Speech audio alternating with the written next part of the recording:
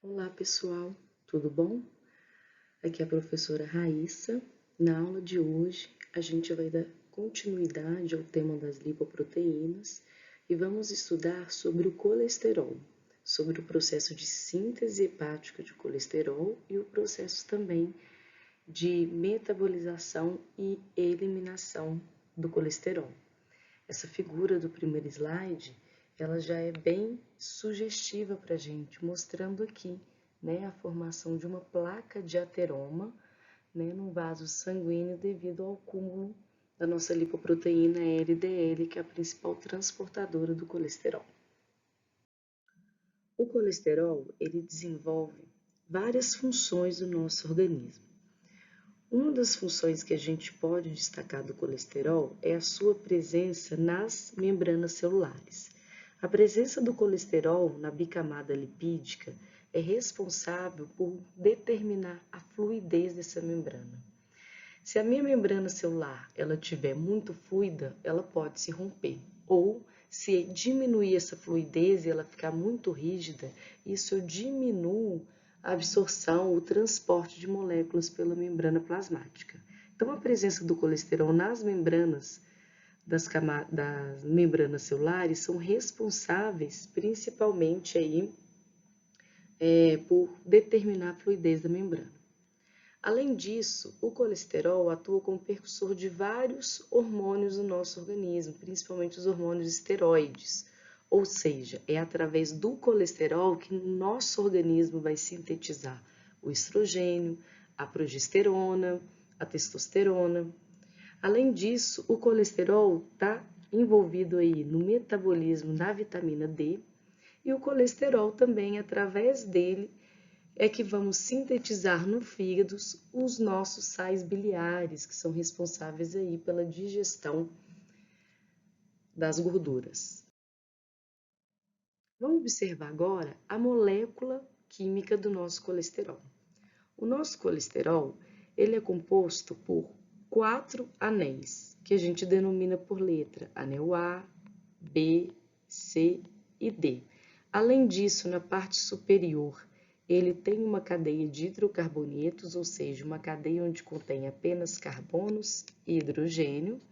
E se a gente observar aqui no carbono 3 dele, ele tem uma molécula de hidroxila.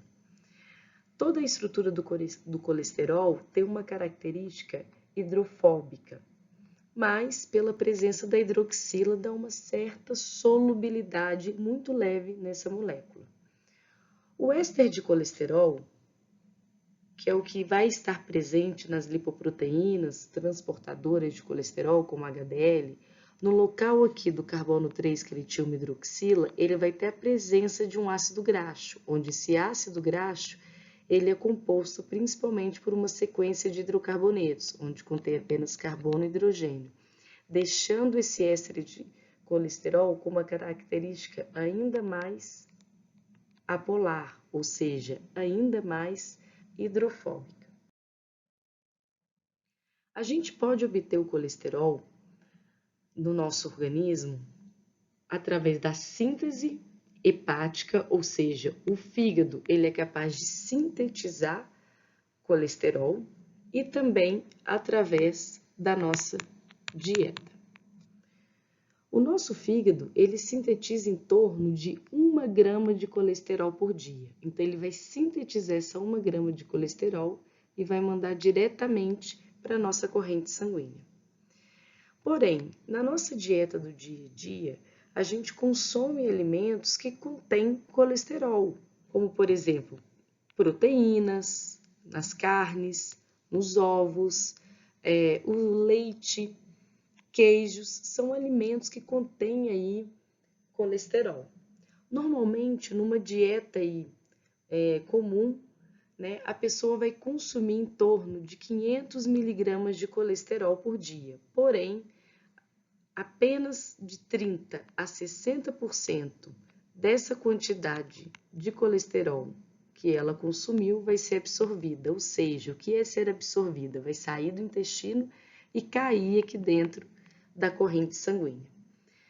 O nosso fígado ele vai sintetizar a quantidade de colesterol de acordo com a quantidade de colesterol proveniente que a gente consome da nossa dieta.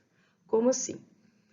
Vamos imaginar então que na dieta de uma pessoa, né, naquele dia, ela consumiu em torno de 500 miligramas de colesterol e foi absorvido, só para a gente arredondar aqui, já que é de 30 a 60%, foi absorvido 50% desses 500 miligramas que ele consumiu, ou seja, foi absorvido 250 miligramas. O fígado, então, vai sintetizar apenas 750 miligramas para completar um total de 1 grama de colesterol por dia que a gente consome no nosso organismo. O grande problema é que o fígado muitas vezes ele sintetiza uma quantidade maior de colesterol do que deveria. Então, em vez de ele sintetizar 750 miligramas, às vezes ele vai sintetizar 1,5 grama. E aí a gente começa a acumular, né, o colesterol através do LDL na nossa corrente sanguínea, podendo ter a formação de uma placa de ateroma. Para diminuir essa síntese hepática excessiva, a gente vai utilizar uma classe de medicamentos chamado de estatinas, como por exemplo a simvastatina, que vai inibir a cascata da síntese hepática do colesterol. Então vamos observar como o meu colesterol ele é absorvido através da dieta. Então eu acabei de comer um alimento ele rico em colesterol, né? E aí teve o processo de digestão e o colesterol no momento está no meu lúmen, ou seja, está no interior do intestino.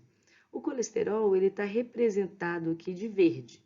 Então o colesterol ele tem que atravessar o enterócito para poder cair na minha corrente sanguínea.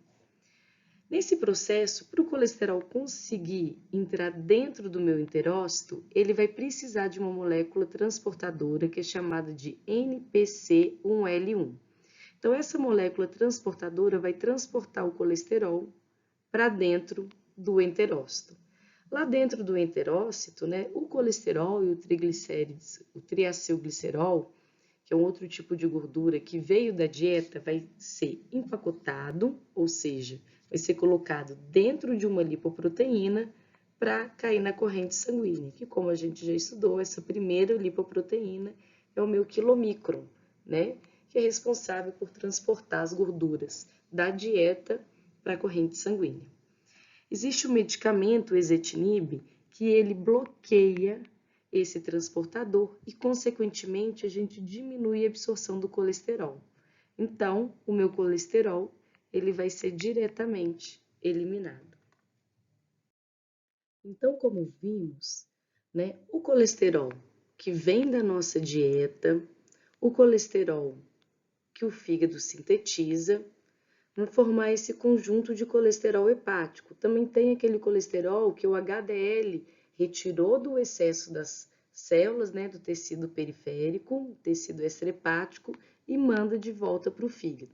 Então, esse conjunto de colesterol hepático, que inclui o colesterol da dieta, o sintetizado por ele mesmo e que o HDL manda para ele, vai ser uma parte empacotado e mandado de volta para a corrente sanguínea, através do transportador VLDL, que como a gente aprendeu, que à medida que esse VLDL vai perdendo triacilglicerol para o tecido adiposo e vai aumentando então a sua relação de colesterol em relação ao triacilglicerol, ou seja, fica com uma maior quantidade de colesterol, esse VLDL vira o LDL, que é o principal, então, transportador de colesterol.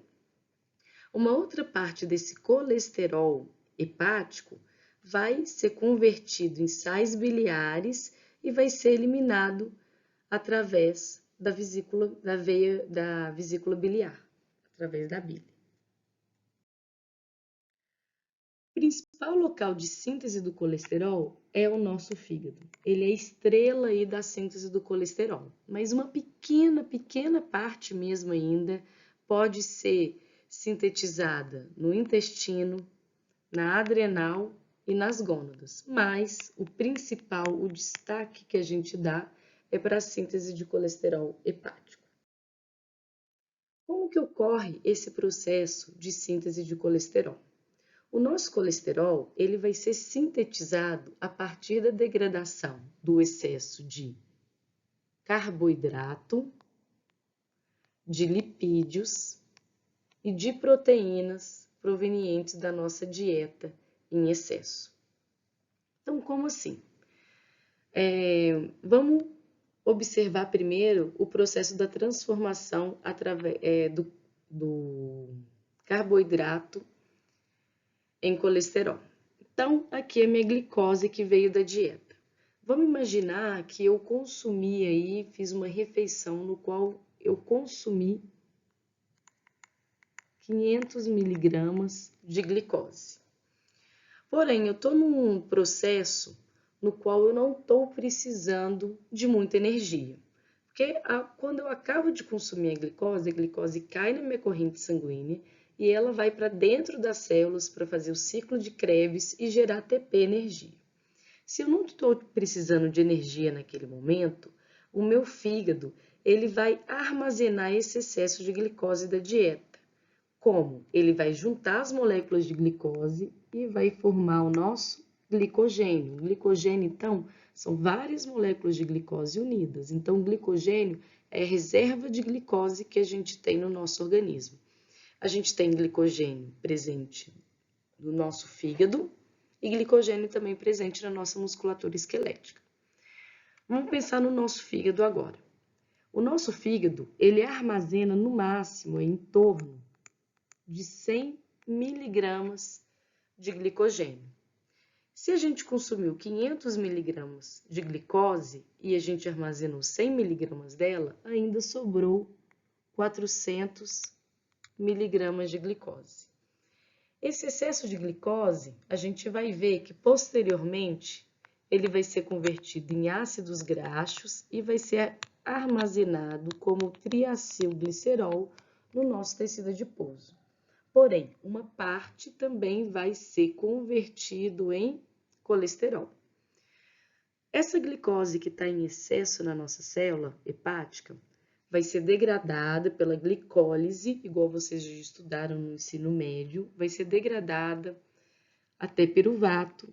O piruvato vai entrar na mitocôndria, essa parte aqui de amarelinha, toda é a minha mitocôndria. O piruvato, então, vai ser convertido em acetil-CoA. Se eu tivesse precisando de energia, esse acetil-CoA entraria no ciclo de Krebs, mas como eu não estou precisando de energia, tá? Esse acetil-CoA vai sair da mitocôndria e vai diretamente para o citoplasma. Eu coloquei aqui a seta direta, mas o que ocorre é que o acetil-CoA não consegue sair direto da mitocôndria. Então, ele primeiramente é convertido em citrato, aí o citrato sai da mitocôndria, vai para o citoplasma e o citrato no citoplasma é convertido em acetil-CoA.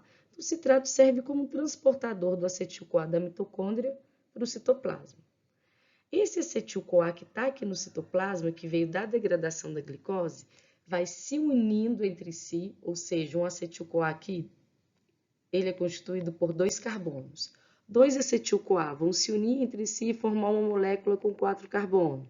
Mais um acetil-CoA vai se unir entre si e formar uma molécula com 6 carbonos. E assim eles vão se unindo até formar minha molécula de colesterol que contém 27 carbonos, que é o que a gente vai ver no próximo slide. Se eu pegar aqui a gordura da dieta, que são os ácidos graxos, ó, esse ácido graxo ele também vai ser degradado pela beta-oxidação, que a gente vai estudar mais para frente, até virar acetil-CoA. Esse acetil-CoA da mitocôndria também sai da mitocôndria, vai para o citoplasma e lá no citoplasma vai se unindo entre si para formar minha molécula de colesterol. E a mesma coisa ocorre com os aminoácidos.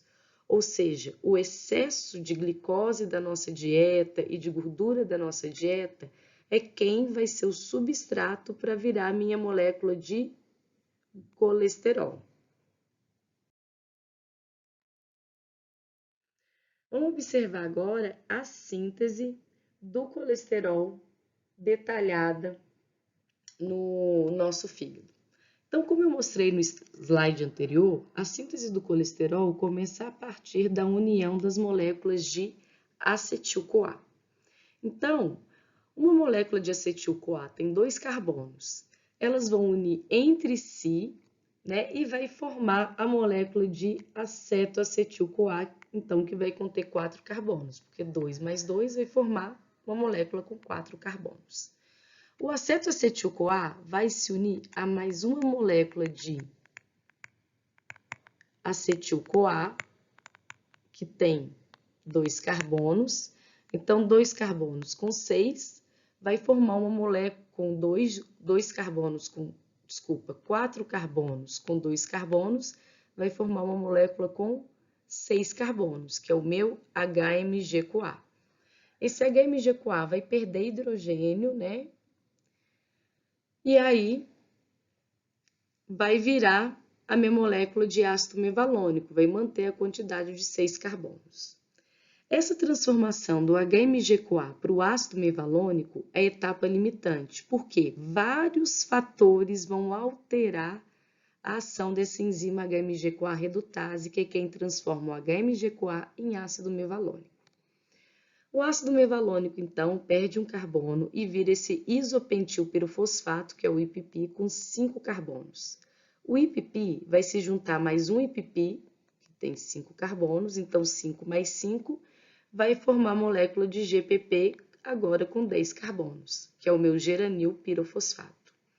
O GPP vai juntar mais um IPP, lembrando que o IPP tem 5 carbonos, então 10 mais 5 vai formar uma molécula com 15 carbonos, que é o FPP, o farnesenilpirofosfato.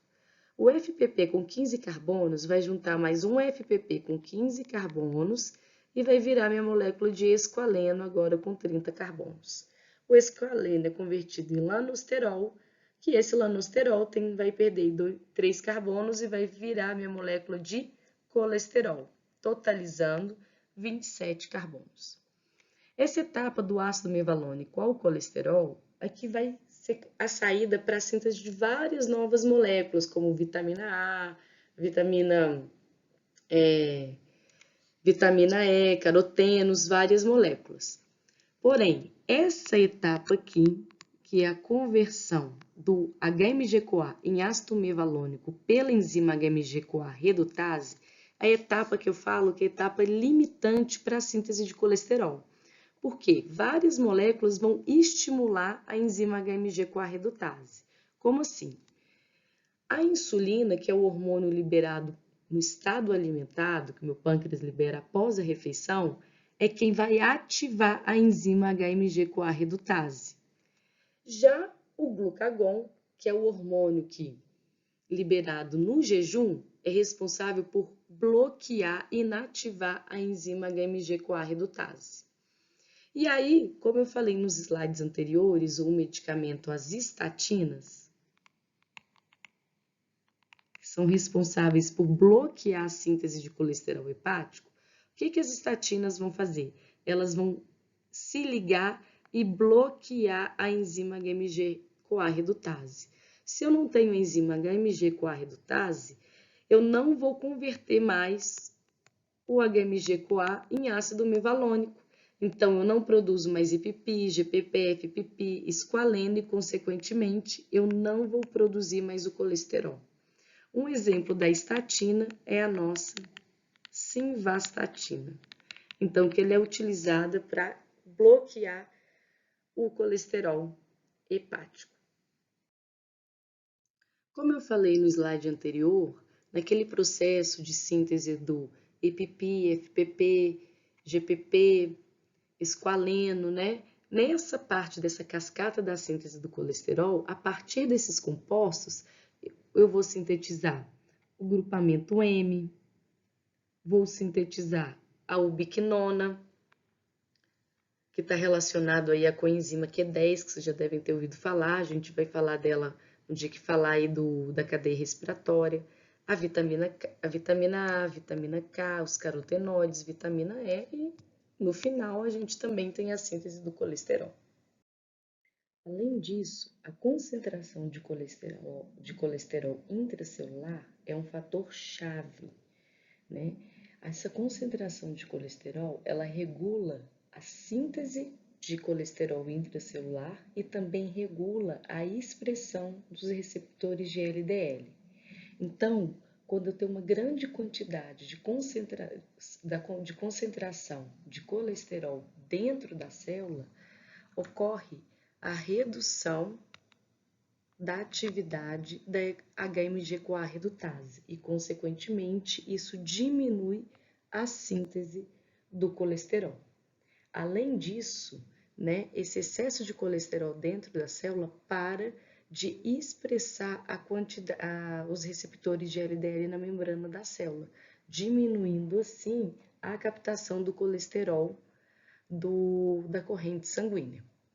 Então, essa ação da HMG-CoA redutase por feedback negativo está relacionada com a concentração de colesterol dentro da célula. Se eu tenho uma grande concentração, ela é bloqueada e assim se para de sintetizar colesterol. Se eu tenho uma baixa concentração, ela é ativada e assim eu aumento a síntese do colesterol. Um outro fator que regula a síntese do colesterol é a regulação gênica PLERI.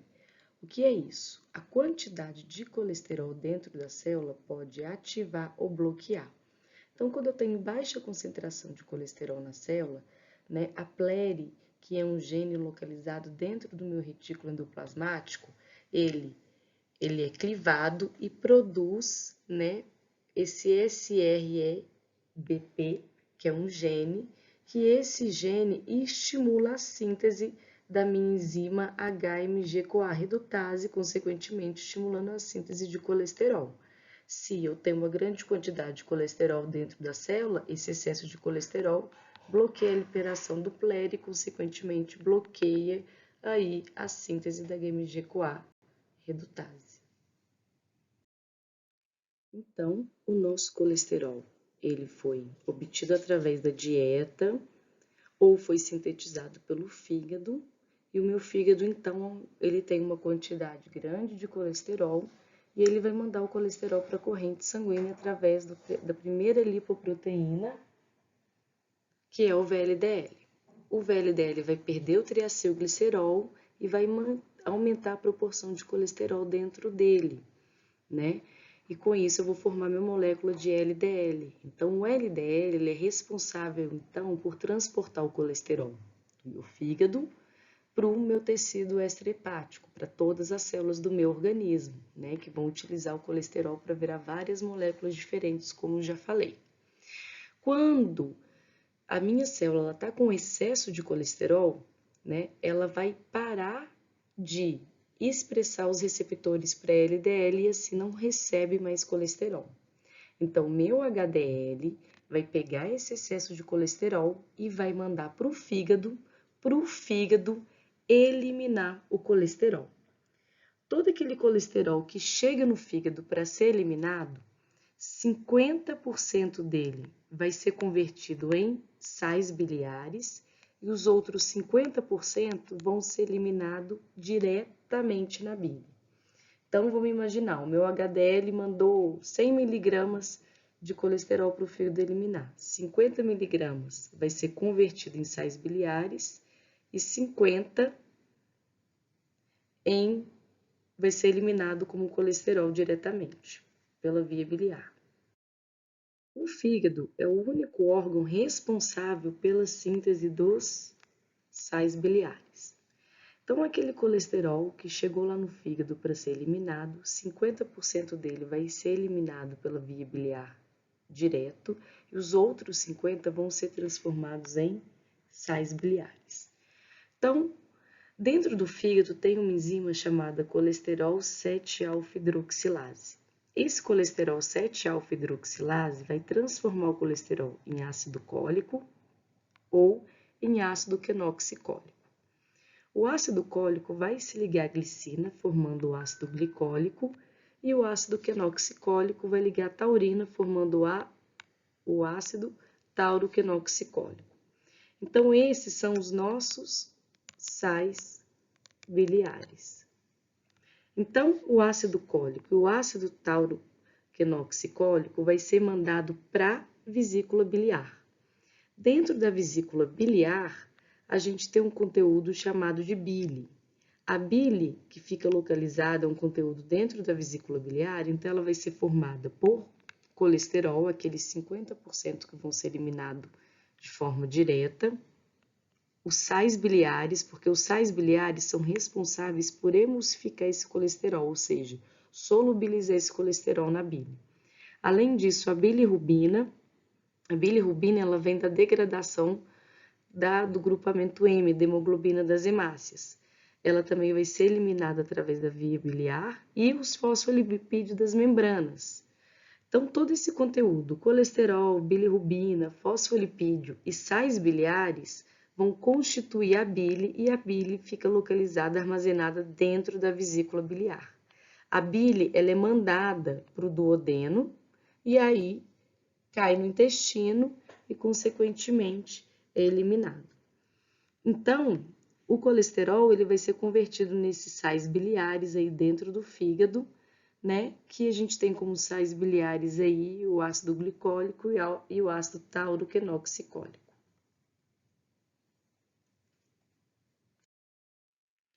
Então, a minha vesícula biliar, né? Ela vai ter que mandar esse conteúdo da bile, né? Para o intestino para ajudar aí na digestão e na emulsificação da gordura. Então, o que ocorre? Quando o alimento ele passa do estômago para o intestino, isso manda uma sinalização para o fígado do paciente. O que esse fígado faz? Esse fígado vai liberar hepatocrinina e colecitonina.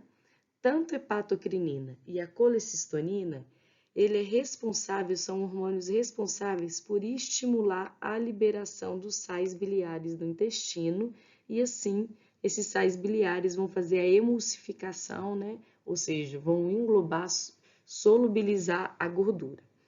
Então, por dia, a nossa vesícula biliar, né, ela é constantemente estimulada, porque toda vez que o alimento sai do estômago, cai no intestino, o fígado libera esses hormônios e estimula a vesícula biliar a enviar o conteúdo da bile para o intestino. Isso dá um total de 30 gramas de sais biliares que são enviados para o intestino por dia para ajudar na emulsificação da gordura. Então, como eu disse, uma parte desse colesterol vai ser convertido em sais biliares e os sais biliares vão ser enviados aqui para o intestino, né, para poder ocorrer emulsificação da gordura. O que ocorre é que eu não vou eliminar, né, pelas fezes todos esses sais biliares. Uma parte dele vai ser reabsorvido para o fígado para continuar fazendo efeito. Esse processo de reabsorção a gente chama de ciclo enterhepático. Então, vamos entender aqui como é que ocorre. Vamos imaginar aqui que chegou 100 miligramas de colesterol no fígado para ser eliminado. Então, 50% dele é quem vai virar os sais biliares. Então, vamos pôr aqui que seria 50 miligramas de colesterol que vão virar os sais biliares.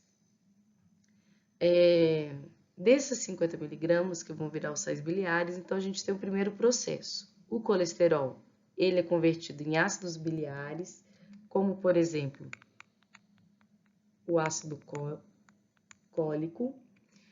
O ácido cólico depois vai ser adicionado nele uma molécula de glicina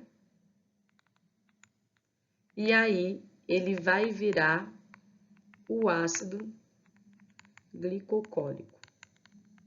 Ou seja, ácido biliar seria o ácido cólico. Quando o ácido cólico se liga à glicina, ele vira o sal biliar, que é o ácido glicólico.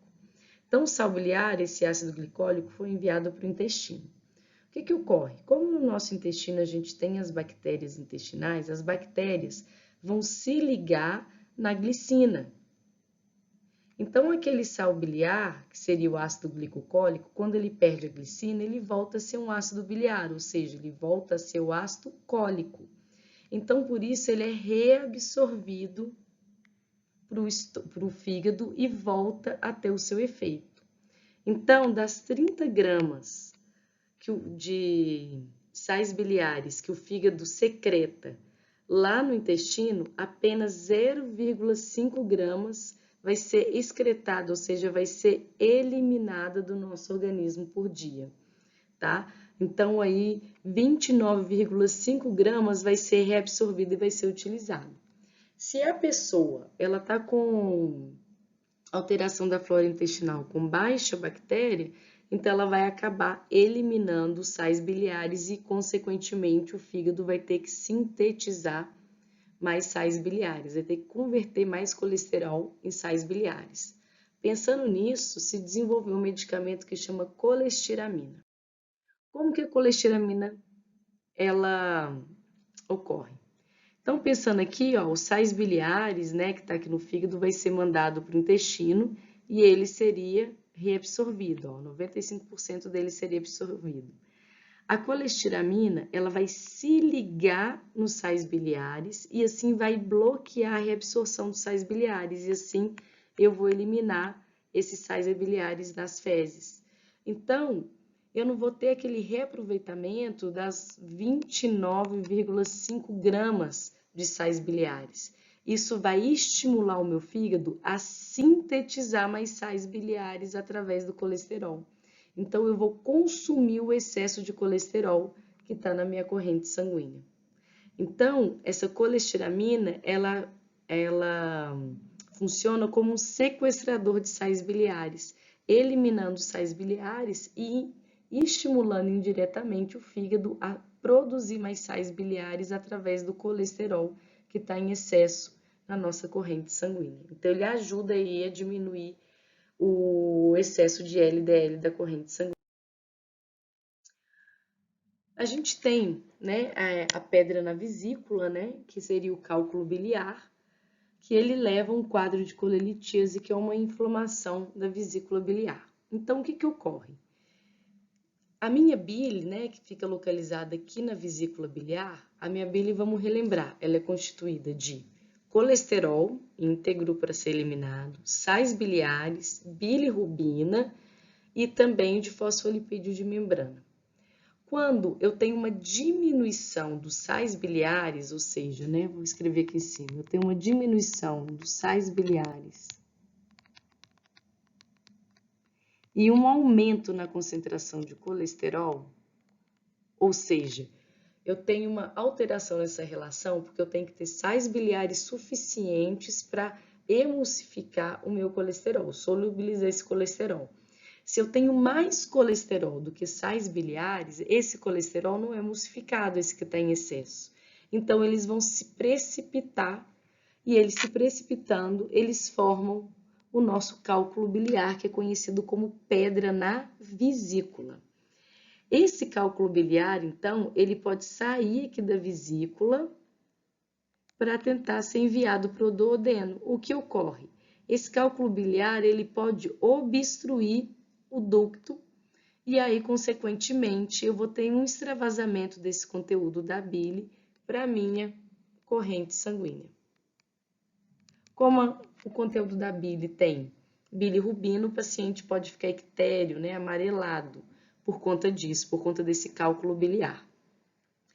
Então, quais são os fatores que podem levar nessa precipitação do colesterol? O primeiro que eu falei, né, seria aí uma diminuição na síntese de sais biliares, a pessoa ter um excesso desse colesterol, uma pessoa com uma doença celíaca grave pode levar a esse aumento de colesterol, uma obstrução do trato biliar, né? E aqui tem uma foto real mostrando, né, que essa pedra na vesícula, esse cálculo biliar, então que é constituído por colesterol, se tem essa coloração esverdeada aqui. Qual que é o tratamento do paciente? Vai ser a retirada da vesícula, tá? A retirada da vesícula pode ser por laparoscopia, né, por cirurgia de vídeo, ou por técnica aberta mesmo, para retirada da vesícula. Né? Então, na cirurgia aqui, na técnica, né, que mostrando que a minha vesícula fica até esverdeada por conta dessa inflamação crônica, desse excesso de cálculo biliar. E aqui é retirada uma foto real mostrando a pedra na vesícula desses cálculos biliares aqui. A pessoa consegue viver normalmente sem a vesícula, por quê? o fígado continua produzindo sais biliares, só que o fígado não armazena mais esses sais biliares dentro da vesícula biliar. Então, todos os sais biliares que ela produz já caem diretamente no intestino para poder ter o seu efeito. Tem um outro tratamento que é com a administração desse ácido quenoxicólico, que o que ele faz? Ele é um sal biliar. Então, eu vou aumentar a quantidade oral de sal biliar no paciente para tentar emulsificar esse excesso de colesterol que está dentro da vesícula biliar. Mas não é um tratamento muito usual, porque é um tratamento mais demorado de se fazer. Então, o tratamento mais usual seria a retirada da vesícula. Aqui só para a gente poder relembrar, então, né, que o colesterol e o meu triacilglicerol, eles são transportados por lipoproteínas, que está representado aqui, que é uma micela, uma grande micela que transporta. Então, o fígado, ele contém colesterol e triglicérides que veio da dieta, né, que foi transportado para ele pelo quilomicron. O fígado empacota e manda para a corrente sanguínea na forma do VLDL, que é a primeira lipoproteína. O VLDL ainda tem uma quantidade boa de triacilglicerol e ele tem ApoC2. Essa ApoC2 ela ativa a lipase lipoproteica e manda esse excesso de triacilglicerol para o tecido adiposo para ser armazenado. O que sobrou desse VLDL sem o triacilglicerol é o IDL, que perde essa ApoC2, perde a ApoE, né? Ela já tem essa ApoB100, aumenta a quantidade de colesterol, então vira a molécula de LDL, que é a principal que transporta o colesterol na corrente sanguínea. Essa ApoB100 serve para ligar tanto no fígado como no tecido extrahepático para mandar o colesterol para o interior das células. Então, o LDL pela ApoB100 se liga no receptor e entra dentro da célula para mandar o colesterol livre. O colesterol vai ter várias funções. Se a minha célula ali já está lotada de colesterol, ela vai parar de expressar os receptores para LDL. Ela vai falar, olha LDL, eu não estou precisando mais de colesterol. Então, ela para de expressar esses receptores de LDL. E aí o LDL começa a se acumular onde? Na corrente sanguínea. E aí, esse LDL acumulado na corrente sanguínea, tá? Começa a ter a formação da placa de ateroma. Então, qual que é o processo da formação dessa placa de ateroma? Né? O LDL ele começa a se acumular aqui na corrente sanguínea e ele sofre um processo de oxidação, entra no tecido subendotelial, os macrófagos vão fagocitar o LDL oxidado, vão começar a formação da placa espumosa, das células espumosas, e aí vai começar a formação da placa de ateroma.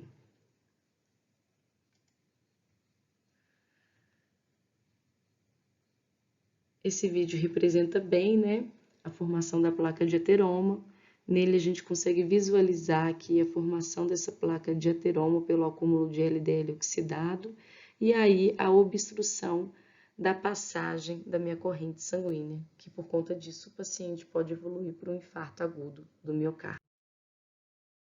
Coloquei um caso clínico aqui para a gente finalizar. Então, um homem de 48 anos chega à clínica devido a preocupações com doenças cardíacas. Ele relata que seu pai morreu de um ataque cardíaco aos 46 anos e seu irmão mais velho também teve um ataque cardíaco na mesma idade, mas sobreviveu e está utilizando os medicamentos para o colesterol alto. O paciente relata dor no peito ocasionalmente, com deambulação em torno de sua casa e não é capaz de subir escadas sem dor no peito significativa e falta de ar. Os achados de exame físico são normais, o médico solicita então um eletrocardiograma e exames. Às vezes, se eu pegar aqui para esse eletrocardiograma, né, gente, poderia estar normal, poderia pedir os marcadores de necrose do miocárdio para verificar realmente se o paciente está tendo um infarto agudo do miocárdio, né? O resultado do paciente, o colesterol, é de 350 miligramas. O normal seria até 200, então está bem acima do normal. O normal seria até 120, desculpa, está bem acima do normal. Então, qual medicação que é prescrita para esse paciente, além de fazer a dieta? Então, eu vou prescrever uma estatina, como uma simvastatina, aí na tentativa de diminuir a síntese de colesterol hepático. O principal transportador de colesterol no nosso sangue é a nossa molécula de LDL, que é quem transporta do fígado para a corrente sanguínea. E a gente tem o HDL, que faz o transporte, o contrário, transporta das células para o fígado para ajudar na sua eliminação. Se não tratado, o paciente, então, como a gente falou, ele pode evoluir para um infarto agudo do miocárdio, porque se eu começar a formação da placa de ateroma, eu diminuo o fluxo sanguíneo, que vai diminuir a oxigenação nas células cardíacas e posso começar a ter morte celular cardíaca, e com isso o paciente evolui aí por um infarto agudo do miocárdio. Então é isso, pessoal, a nossa aula sobre o metabolismo do colesterol.